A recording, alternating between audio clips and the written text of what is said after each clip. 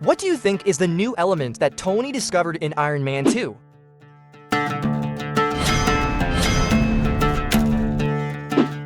Tony Stark had a lot of inventions throughout his lifespan, but nothing is greater than his iconic arc reactor, which he created inside a cave with scraps. When Tony first created his arc reactor to stop the bomb shrapnel from reaching his heart, he used a very special element, palladium. This is a rare mineral that served as the major component of his arc reactor. However, in Iron Man 2, Tony realizes that palladium had started to poison his body.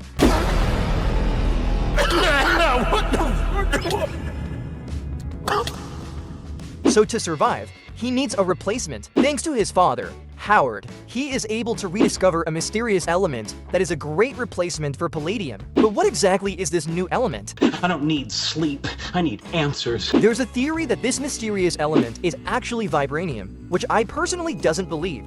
First, let's look at the evidence why people believe it is true. The main evidence of this theory is that Howard, the one who created Captain America's shield, which is made of vibranium. Many theorizes that while creating Steve's shield, Howard was able to look at vibranium really closely, especially in its molecular structure, and was able to recreate it. But I don't think so, since first, if it really is vibranium, he should have made all of his suit in vibranium, and not just his arc reactor. Imagine a whole Iron Legion made of vibranium. Even Thanos will shiver.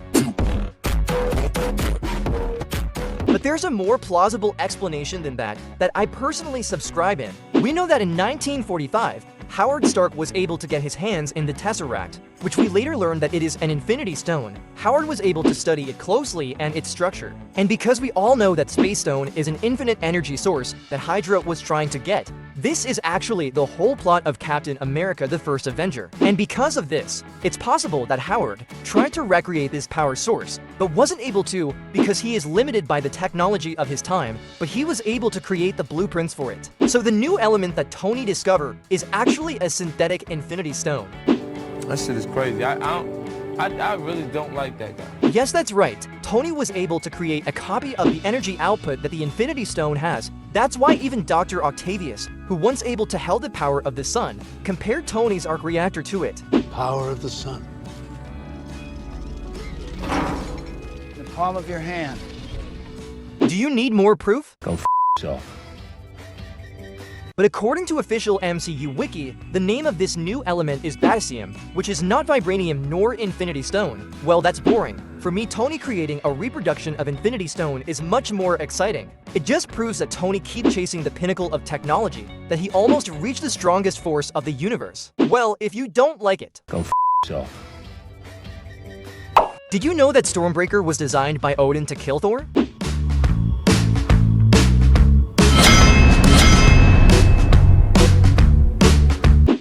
When Odin died in Thor Ragnarok, the seal on their sister, Hela the god of death, was broken. She then proceeded to show how powerful she was by destroying Thor's most iconic weapon, Mjolnir.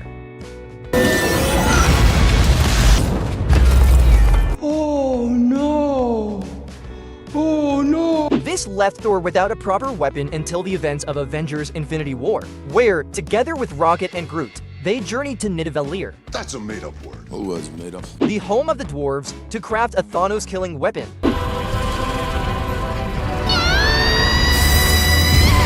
They managed to forge one of the most overpowered weapons in existence, the Stormbreaker. But wait a second, where did the design for this come from? According to Atri, this is called the King's Weapon and is the strongest in Asgard. A king's weapon, meant to be the greatest in Asgard.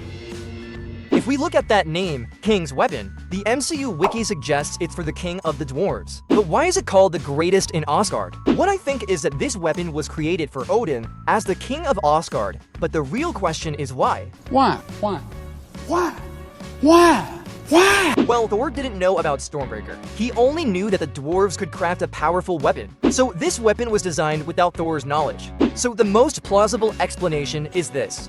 We know that Hela and Odin once tried to conquer the universe. And when Odin realizes that Hela's ambition for conquest and lust for power were uncontrollable, he imprisoned her. If we go back to the first Thor movie, the main plot revolves around Thor, having a similar mentality to Hela, that they both wanted to conquer other planets. This is shown when Thor tried to kill all the frost giants, even though Odin had already established peace with them. Father, we'll finish them together! Shut the hell up!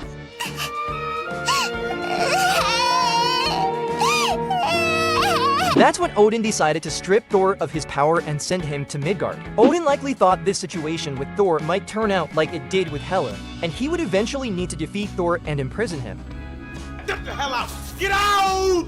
Get out! Get out! But unlike before, Odin was past his prime and wouldn't be able to defeat Thor if he tried to get revenge. So to prevent this from happening, Odin designed a weapon specifically to kill Thor, the Stormbreaker. He then gave the mold to Atri. However, Thor managed to change himself, and that's why the weapon wasn't forged until Infinity War. We can also look at its name, Stormbreaker. It literally means to break the storm, and in the MCU, Thor is always associated with storms.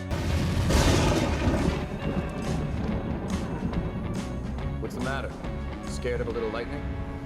I'm not overly fond of what follows. It's just funny that the weapon made to kill Thor is now his own weapon. And as always, if you don't like this theory, go f yourself. Why do you think is the reason why Vision can lift Thor's hammer?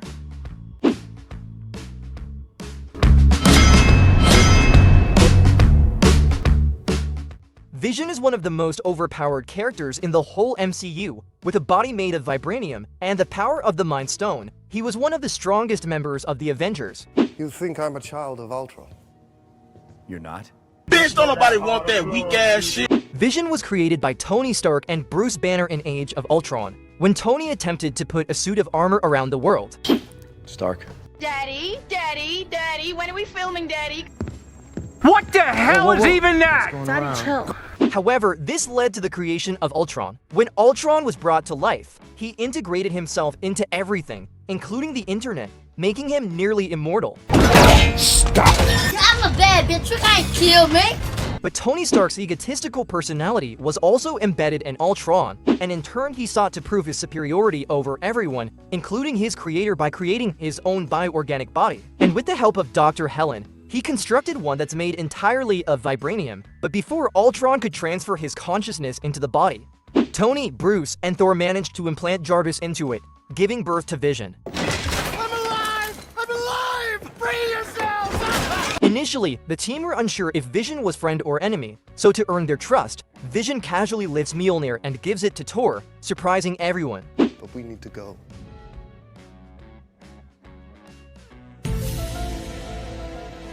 So the big question is, how was Vision able to lift Mjolnir?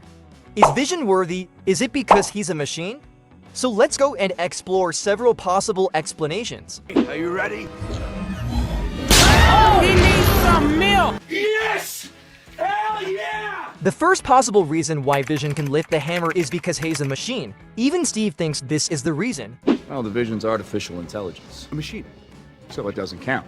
No, it's not like a person lifting the hammer. Right. However, there are contradictions with this theory, because if machines could lift Mjolnir, why couldn't the truck in the first Thor movie move it?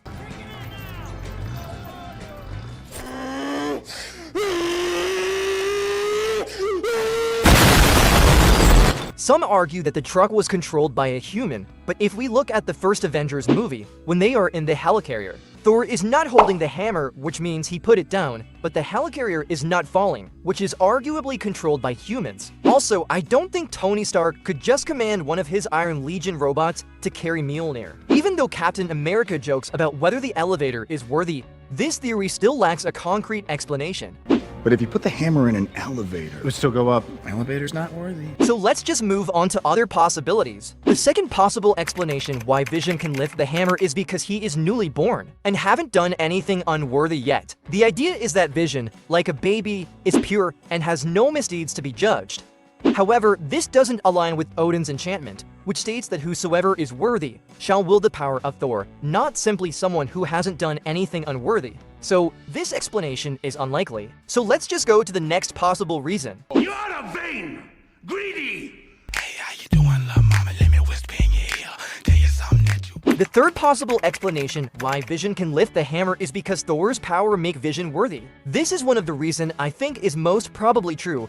When Vision was born, his body was composed of Tony Stark and Bruce Banner's knowledge, Jarvis' consciousness, and Thor's lightning. And this is the most important thing, the lightning that Thor fed to Vision's pod. When Stark and Banner were running out of time to wake Vision, Thor helped them finish it earlier by supercharging the pod using his power. Well, the theory goes that because Thor uses his power, some of it was transferred to Vision, and because he now has some of Thor's powers, he was able to trick Mjolnir to think that it was getting lifted by Thor. For me, this theory makes much more sense the more you think about it, since Vision also create a cape similar to Thor's armor. So let's just go to the next possible reason.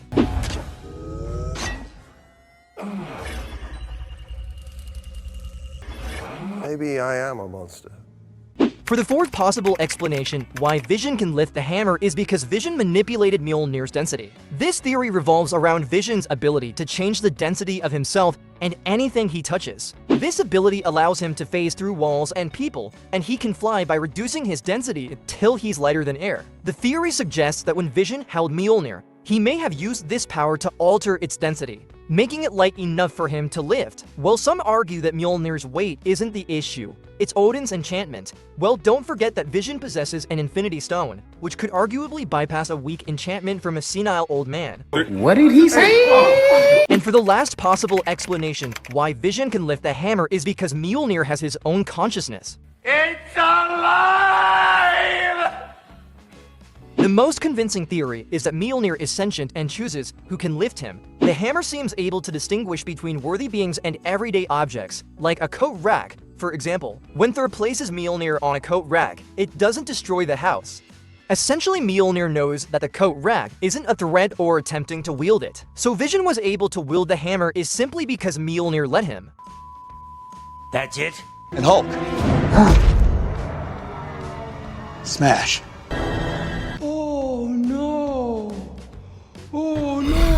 Oh my God, bro. Oh, hell no, man. What the fuck, man? The Hulk is one of the strongest members of the Avengers and easily the most chaotic. He's like a natural disaster, leaving destruction in his wake, which is exactly why so many people love him. Know me well, because I am the hammer. That's naked. It's very naked. When this big green dude starts rampaging, you either leave the planet or pray that he falls asleep. I have to get off this planet. But in Infinity War, when the Avengers are literally fighting for their lives and trying to keep the Infinity Stones away from Thanos, the Hulk straight up refuses to come out.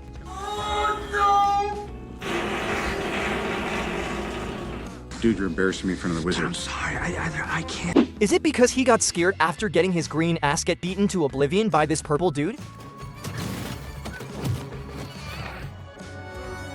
And his name is John C.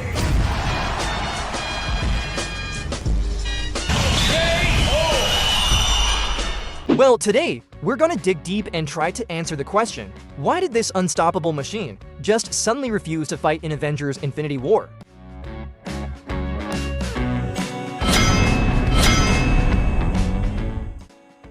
When the Hulk was first introduced in the Incredible Hulk movie, most people thought it'd be your typical superhero flick, where the hero saves the day, and it's happily ever after. But nope, what they got was more of a horror movie vibe. Whenever Hulk would show up, it was epic. He was terrifying, like an unstoppable machine that will mow down everything in his path. But now we got whatever the hell is this. What the f is this piece of shit? But then Infinity War happened, and no one expected to see this giant green dude with seemingly infinite strength get demolished by Thanos so easily. And do you know the worst part? Thanos didn't even use the Power Stone. It was basically just a warm-up for him.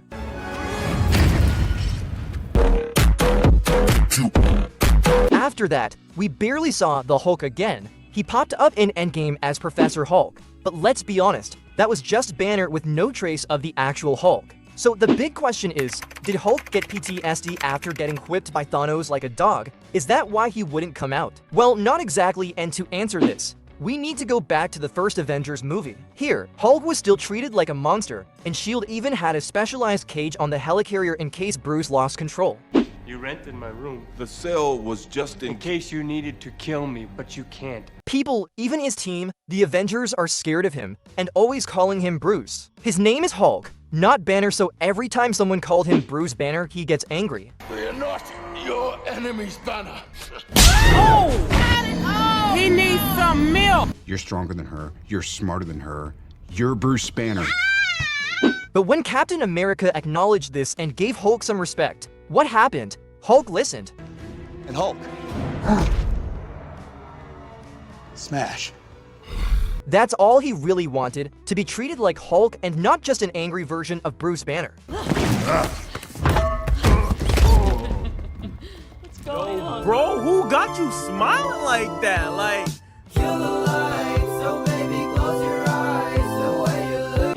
In Age of Ultron, Hulk kept helping the team, but everything went south when Wanda messed with his mind. You listen to me? That little witch is messing with your mind. He thought people didn't hate him anymore, but because of one person, all his hard work vanished, and people started hating him again. I know you're angry. no, we're way past that. I could choke the life out of you and never change a shade. That's why after one final sacrifice, he let the Quinjet take him into space. At that point, I'm pretty sure Hulk was trying to end himself. He didn't know he'd land on Sakaar. He probably thought he'd just die from lack of oxygen or starvation. It shows Hulk is actually a good guy deep inside, and he was ready to sacrifice his life to keep Earth safe from him. And honestly, this sacrifice should have made him worthy to lift Mjolnir, if you ask me. Anyway, after that big brain move, we don't see Hulk again until Thor Ragnarok, where we find out that after Age of Ultron, he crash-landed on Sakaar, where, for the first time in his life, he wasn't treated like a monster.